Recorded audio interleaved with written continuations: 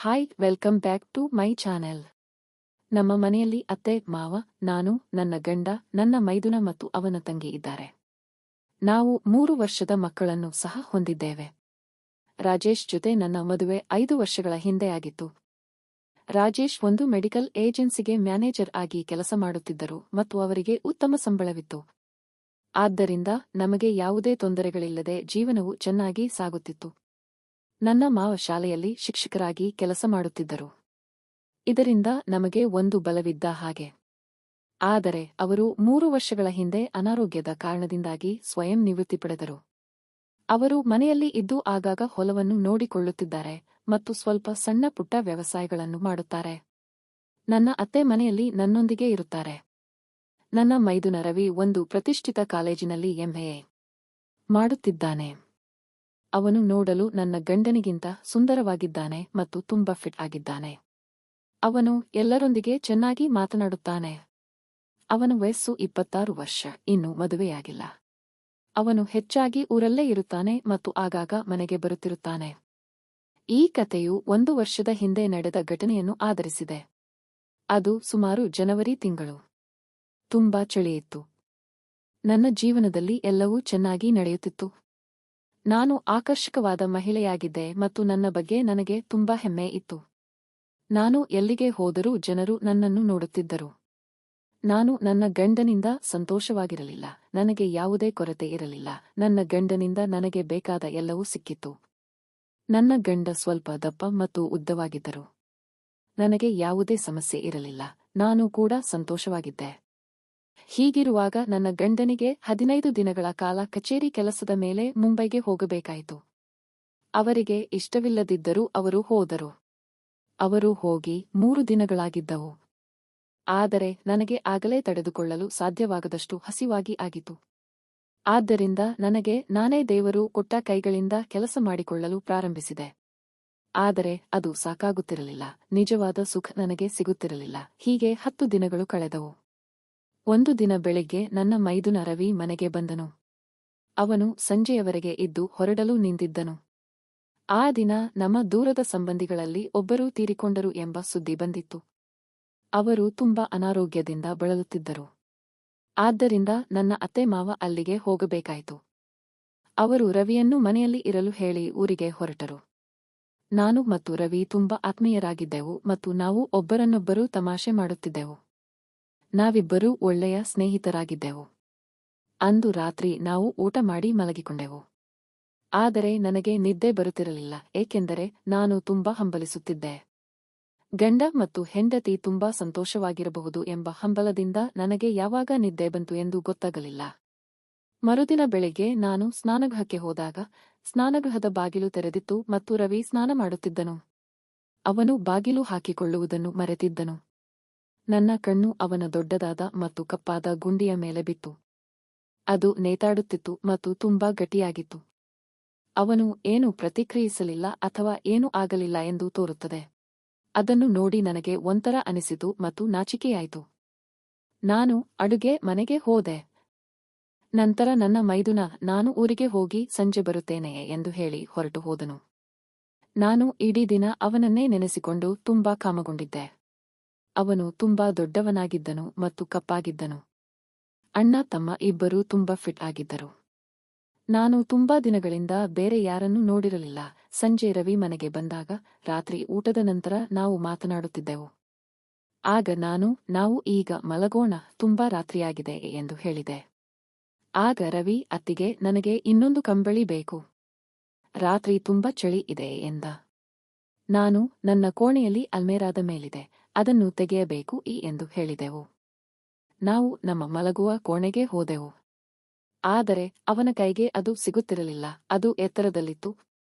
ರವಿ ನಾನು ಹಾಲಿನಲ್ಲಿರುವ ಕುರ್ಚಿ ತರುತ್ತೇನೆ ಎಂದು ಹೇಳಿದ. ನಾನು ಅದರ ಅಗತ್ಯವಿಲ್ಲ, ನೀನು ನನ್ನನ್ನು ಎತ್ತಿಕೋ, ನಾನು ತೆಗೆದುಕೊಡುತ್ತೇನೆ ಎಂದೆ. ಅವನು ನನ್ನನ್ನು ಎತ್ತಿಕೊಂಡಾಗ ನನಗೆ ಏನು ಮಾಡುತ್ತಿದ್ದಾನೆ ಎಂದು ಗೊತ್ತಾಗಲಿಲ್ಲ. ಆಗ ನನಗೂ ಏನು ಮಾಡಬೇಕೆಂದು ಗೊತ್ತಾಗಲಿಲ್ಲ, ಬಹುಶಃ ಒಂಥರ ಅನಿಸಿತು. ಇಷ್ಟೆಲ್ಲ ಆಗುತ್ತಿದ್ದರೂ ರವಿ ಮಾತ್ರ ಕಂಬಳಿ ತೆಗೆಯುತ್ತಿದ್ದಾನೆ ಎಂದುಕೊಂಡಿದ್ದೆ. ನಾನು ಕಂಬಳಿ ತೆಗೆದು ರವಿಗೆ ಕೊಟ್ಟೆ. ರವಿ ಅದನ್ನು ತೆಗೆದುಕೊಂಡು ಅವನ ಕೋಣೆಗೆ ಹೋಗುತ್ತಿದ್ದಾಗ ನಾನು ರವಿ ನೀನು ಇಲ್ಲೇ ಮಲ್ಕೋ. ನನಗೆ ಸ್ವಲ್ಪ ಭಯವಾಗುತ್ತಿದೆ, ಒಬ್ಬಳೇ ಮಲಗಲು ಎಂದೆ. ಮನೆಯಲ್ಲಿ ಬೇರೆ ಯಾರೂ ಇಲ್ಲ ಎಂದು ಹೇಳಿದೆ. ಅದಕ್ಕೆ ರವಿ ಒಪ್ಪಿಕೊಂಡನು ಮತ್ತು ನನ್ನ ಕೋಣೆಗೆ ಬಂದು ಮಲಗಿಕೊಂಡನು. ನಾನು ಒಪ್ಪಿಕೊಳ್ಳುವುದಿಲ್ಲ ಎಂದುಕೊಂಡೆ. ಪರವಾಗಿಲ್ಲ, ನನಗೆ ಅಣ್ಣ ಇಲ್ಲದೇ ಇರುವುದಕ್ಕೆ ತಮ್ಮ ಮೈಂಟೈನ್ ಮಾಡುತ್ತಾ ಇದ್ದಾನೆ. ಅಷ್ಟೊತ್ತಿಗೆ ನನ್ನ ಮಗಳು ಆಗಲೇ ನಿದ್ದೆ ಮಾಡಿಬಿಟ್ಟಿದ್ದಳು ಮತ್ತು ಅವಳಿಗೆ ಬೇರೆ ಹಾಸಿಗೆ ಇದೆ.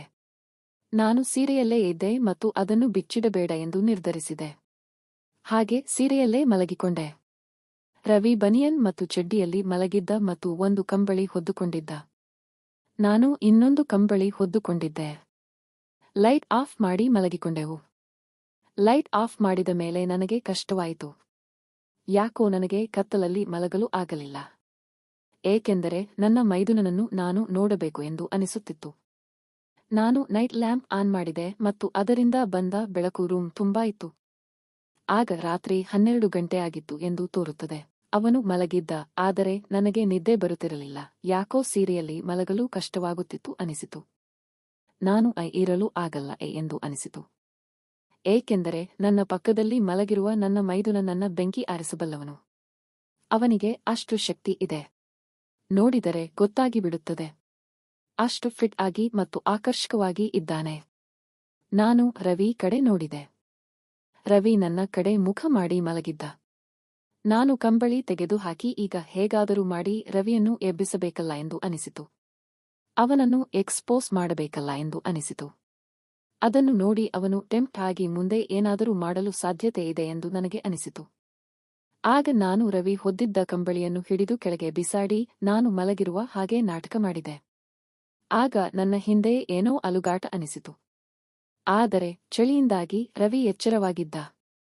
ಮತ್ತೆ ಸ್ವಲ್ಪ ಹೊತ್ತಿಗೆ ನಾನು ಮೆಲ್ಲಗೆ ನನಗೆ ಬಿಸಿ ಆಗುತ್ತಿತ್ತು ಎಂದು ಒಂದು ಸಲ ರವಿಯನ್ನು ನೆನೆಸಿಕೊಂಡೆ. ಅವನನ್ನು ಬಂಧನದಲ್ಲಿ ಹಿಡಿದುಕೊಳ್ಳಬೇಕು ಎಂದು ಅನಿಸುತ್ತಿತ್ತು. ಆದರೆ ಅಷ್ಟೊತ್ತಿಗೆ ರವಿ ನನ್ನನ್ನು ಸೀದಾ ಮಲಗಿಸುತ್ತಿದ್ದ. ನಾನು ನಿದ್ದೆಯಲ್ಲಿರುವಂತೆ ಹಾಗೆ ತಿರುಗಿ ಸೀದಾ ಮಲಗಿದ್ದೆ. ಅವನಿಗೆ ನಾನು ಸಹಾಯಕಾರಿಯಾಗಿರಬೇಕಾಗಿತ್ತು ಮತ್ತು ಅವನಿಗೆ ನಾನು ಒಂದು ಸಲ ಮಾಡಬೇಕು. ಏಕೆಂದರೆ ಅವನು ಮುಂದುವರಿಯಬೇಕು ಎಂದರೆ ನಾನು ಅದನ್ನೆಲ್ಲ ಮಾಡಲೇಬೇಕು. ನಾನು ತಡೆಯೋಕೆ ಆಗದೆ ಶಬ್ದ ಮಾಡಿದೆ. ಏಕೆಂದರೆ ನನಗೆ ಎಚ್ಚರ ಇರುತ್ತದೆ ಎಂದು ಅವನಿಗೆ ಗೊತ್ತಾಗಿರಬೇಕು. ಏಕೆಂದರೆ ಅಷ್ಟು ನನಗೆ ಆಗಿತ್ತು ಮತ್ತು ಅದನ್ನು ವಿವರಿಸಲೂ ಆಗಲ್ಲ. ಆದರೆ ನಾನು ಮುಳುಗಿದ್ದೆ. ರವಿ ಗಮನಿಸಿ ಫಸ್ಟ್ ಇದರಿಂದ ಅವನಿಗೆ ನಾನು ಎಚ್ಚರವಾಗಿದ್ದೇನೆ ಎಂದು ಗೊತ್ತಾಗಿ ಹೋಯಿತು. ಆದರೆ ಅವನು ತನ್ನ ಕೆಲಸ ಮುಂದುವರಿಸುತ್ತಿದ್ದ, ಏಕೆಂದರೆ ಅವನು ಬೇರೆ ಪ್ರಪಂಚದಲ್ಲಿ ಇದ್ದ. ಅವನಿಗೆ ಸುಖ ಬೇಕಾಗಿತ್ತು ಮತ್ತು ಅದನ್ನು ಮಾತ್ರ ಹುಡುಕುತ್ತಿದ್ದಾನೆ. ಏಕೆಂದರೆ ನನ್ನನ್ನು ನೋಡುತ್ತಿದ್ದ. ನಾನು ರವಿ ಏನ್ ಮಾಡ್ತಿದ್ದೀಯಾ ಅಂತ ಕೇಳಿದೆ.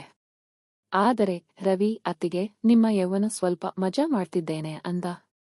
ನಾನು ಹಾ ಅಂದೆ. ಆಗ ನಾನು ರವಿ ಬೇಡ ರವಿ, ನಾನು ನಿನ್ನ ಅತ್ತಿಗೆ ಕಣು, ಅದೆಲ್ಲ ತಪ್ಪಾಗಿ ಬಿಡುತ್ತೆ ಬಿಡುವೆ ಎಂದೆ. ಅದಕ್ಕೆ ರವಿ ಅತ್ತಿಗೆ ಇದು ನನ್ನ ಬೆಂಕಿ ಆರಿಸಿಕೊಳ್ಳುವುದಕ್ಕೆ ಬಿಡಿಯೇ ಎಂದು ಹೇಳಿದ. ಮತ್ತು ದಯವಿಟ್ಟು ಇನ್ನು ಸ್ವಲ್ಪ ಸಮಯ ನೀವು ತಗೊಂಡ್ರೆ ನಿಜವಾಗಲೂ ನನಗೆ ಏನು ಮಾಡಬೇಕು ಅಂತಾನೆ ಗೊತ್ತಾಗಲ್ಲ.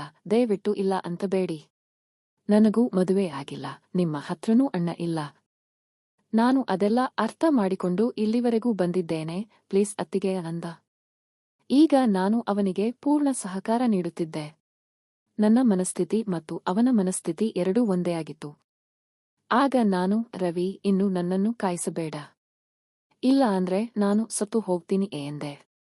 ಅದಕ್ಕೆ ರವಿ ಸ್ವಲ್ಪ ನಿಧಾನ, ಇಷ್ಟು ಅವಸರ ಯಾಕೆ ಅನ್ನುತ್ತಾ ಮೇಲೆ ಬಂದವನೇ ತನ್ನ ಎಲ್ಲಾ ಕೆಲಸ ಮುಗಿಸಿದ. ಮರುದಿನ ಅತ್ತೆ ಮಾವ ಮನೆಗೆ ಬಂದರು ಮತ್ತು ರವಿ ಊರಿಗೆ ಹೋದ. ಆದರೂ ರವಿ ಸಮಯ ಸಿಕ್ಕಾಗಲೆಲ್ಲ ನನಗೆ ಅದು ಕೊಟ್ಟು ಹೋಗುತ್ತಿದ್ದ. ಏನು ಅತ್ತಿಗೆ ಅಂದ್ರೆ ಒಂದು ಸ್ಪೆಷಲ್ ಪ್ರೀತಿ. ಇದರಿಂದ ನಾನು ತುಂಬಾ ಖುಷಿಯಾಗಿದ್ದೇನೆ. ಇದರ ಜೊತೆಗೆ ನಾನು ತವರಿಗೆ ಹೋದಾಗಲೆಲ್ಲ ರವಿಯನ್ನು ಕರೆದುಕೊಂಡೇ ಹೋಗ್ತೀನಿ ಮತ್ತು ಅಲ್ಲಿ ಯಾವುದಾದರೂ ಹೋಟೆಲ್ಗೆ ಹೋಗಿ ನಮ್ಮ ಕೆಲಸ ಮಾಡಿಕೊಂಡು ಬರುವುದು ಸುಲಭ ಎಂದುಕೊಂಡಿದ್ದೆ. ಹೀಗೆ ನನ್ನ ಮತ್ತು ಮೈದುನ ಜೀವನ ಹೀಗೆ ನಡೆದುಕೊಂಡು ಹೋಗ್ತಾಯಿದೆ. ಈ ಕತೆ ಇಷ್ಟವಾದರೆ ಲೈಕ್ ಮಾಡಿ, ಸ್ನೇಹಿತರೊಂದಿಗೆ ಹಂಚಿಕೊಳ್ಳಿ, ಚಾನೆಲ್ ಅನ್ನು ಸಬ್ಸ್ಕ್ರೈಬ್ ಮಾಡಿ ಮತ್ತು ಸಪೋರ್ಟ್ ಮಾಡಿ. ಮುಂದಿನ ವಿಡಿಯೋದಲ್ಲಿ ಸಿಗೋಣ. ನಮಸ್ಕಾರ.